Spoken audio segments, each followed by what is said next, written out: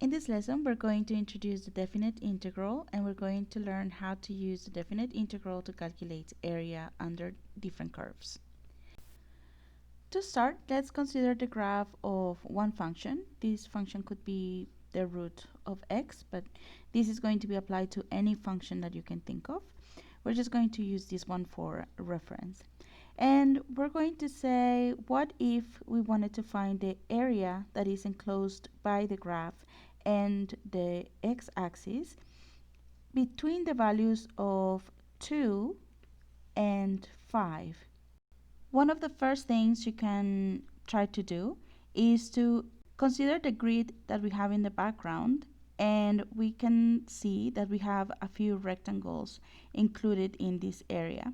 So we can try to think about what is the area of each of these rectangles and then count how many of those rectangles we have, and like that give an approximation of the area. So what is the method that we can use to get a better approximation of this area? The thing that we can do to calculate the area is to try to approximate it by using the similar concept of these boxes, but instead of boxes, using rectangles that go from the x-axis all the way to the function. Notice that the rectangle has a height that is equal to the value of the function at one of the points.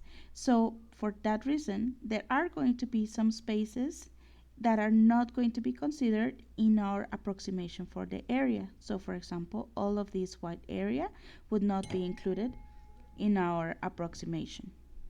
Now, if I split it into more parts, in this case I have 3 rectangles, I can see that each of the rectangles will cover a larger amount of area than before, and the area that is not included is a little bit smaller. So this represents a better approximation. Basically what I'm doing is I'm saying the area under the curve is going to be the value of the function f of 2, for example, times the width of the rectangle, which is in this case 1, plus the second rectangle that has a height equal to f of 3 times the width of the rectangle, which is still 1, plus the area of the third rectangle, which is the height, f of 4, times the width of the rectangle, which is 1. So I'm creating a sum of all the individual areas. If I change the number of rectangles that I have in the interval, then the area will become much closer to the real result. In this case, I have 12 rectangles, and each of the rectangles are of course equally spaced. But in this case, let's say this was area 3, now this is going to be area 12, and this is going to be f of 2 times the width of the rectangle. And now notice that the interval from 2 to 3, which is 1 unit, has been split into 4 parts. So the width of each of the rectangles is 1/4. So in this case of area 12, I'm going to have the first height times 1/4 plus the second height, which is going to be f of 2 plus 1/4 times 1/4, plus the next rectangle, f of 2 plus 1/2 times 1/4, plus f of 2 plus 3/4 times 1/4, plus f of 3 times 1/4, plus, and then I would have to add the other 8 areas of the other 8 rectangles. So I'm going to continue to do this until I get to my final area, which is f of 4 plus 3/4 times 1/4. So I can continue to increase the number of rectangles that I have in the interval, and that is going to make my area more accurate. But then it becomes so lengthy that it doesn't make sense for me to write it in the way that I've been doing so far. So what I'm going to do is I'm going to switch to sigma notation to write some of these sums. For example, here we have the sum for the area when we have a division of 50 rectangles in the interval from 2 to 5. My sum will have to start from 1 to 50 because we're adding the area of 50 rectangles. And then we have the height of each rectangle times the width of each rectangle. Now the height of each rectangle is given by the value of the function at the start of the rectangle. So the first rectangle has to be 2. So when n equals 1, this amount has to be 0. In this case, delta x is representing the width of the rectangles. So the first value or the first height is f of 2. Now when n equals 2, we are at the second rectangle, then the height of the second rectangle starts at 2 plus delta x. Now in this case, the interval is from 2 to 5, which means it has a length of 3. So how am I going to know what that delta x is? I'm going to split the length 3 by the number of rectangles that I have. That means it's 50. So in this case, we have delta x will be 3 divided by 50. Now, I am not going to stop at 50. I want to know the exact value of the area. So one way I can do that is, instead of writing this expression for 50 rectangles, what if I write it for n rectangles? Here I have done that already.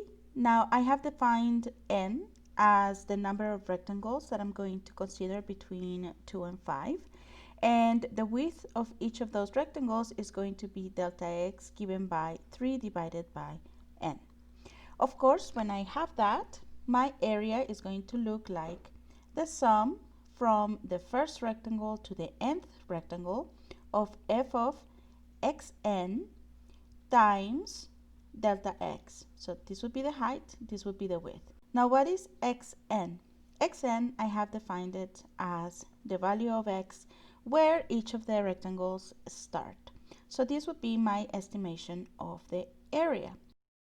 Before we continue, I would like to acknowledge that we have selected very carefully these rectangles to start with the left edge matching the value of the function. We could have also defined the rectangles having the right edge matching the value of the function. And what will happen in that case is that the area would not be underestimated, but it would be overestimated. One of the changes that we can make to the process that we have done so far is to change the fact that one of the edges is going to be the value that matches the value of the function. We can center the rectangles at a different point, and we're going to call that point xn star.